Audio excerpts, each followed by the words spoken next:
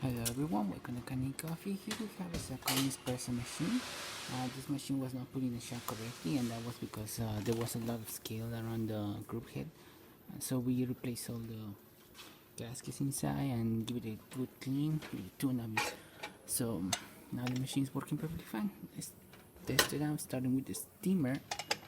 As you can see, it's working perfectly fine. Definitely working good. And now let's do a test shot. Hopefully I got the grind correctly.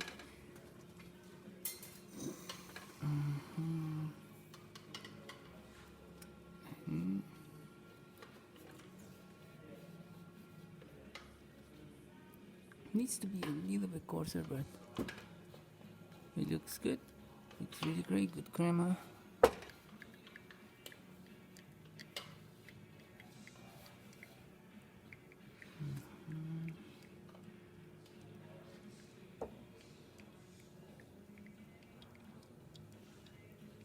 And approximately 1 ounce of coffee, which is the amount that it holds right here. Machine working perfectly fine. Okay, thank you for watching this video. Please subscribe to our channel for more content like this every day.